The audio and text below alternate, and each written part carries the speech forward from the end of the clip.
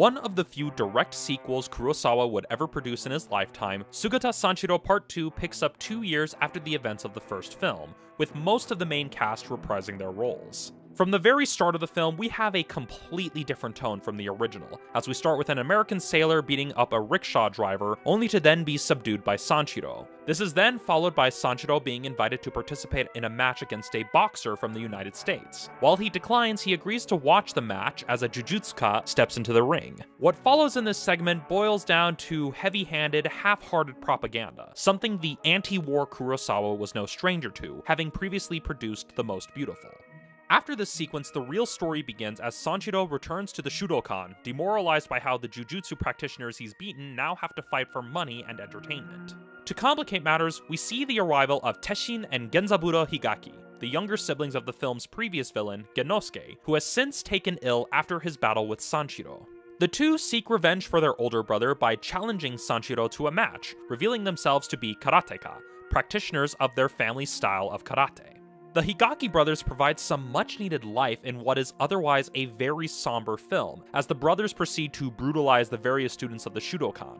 On top of that, we see Sanshiro jump from one moral crisis to another, between feeling guilty for the death of Hansuke Murai, who he defeated in the previous film, feeling the desire to win his battles despite taking no joy from battling, as well as feeling responsible for the newest student, Daizaburo, when he first decides to join the Shudokan, only for him to fall victim to the Higaki brothers. Adding to this guilt comes this insightful but sad interaction between Sanshiro and Genosuke, who tries to dissuade Sanshiro from fighting his brothers, having learned from his mistakes of the previous film and fearing that they are going down the same dark path.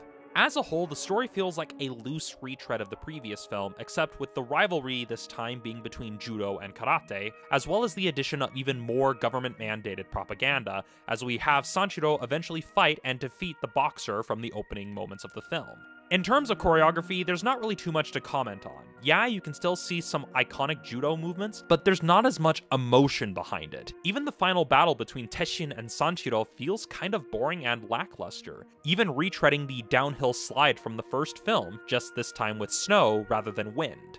You can tell that there are some moments that Kurosawa put more emphasis on when it comes to the emotions of the characters and the overall themes he was trying to go for, as the moments without them really stick out like sore thumbs.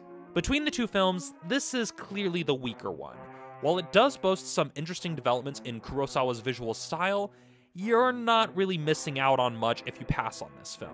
Like the previous film, it is part of the same Eclipse bundle from the Criterion Collection titled The First Films of Akira Kurosawa,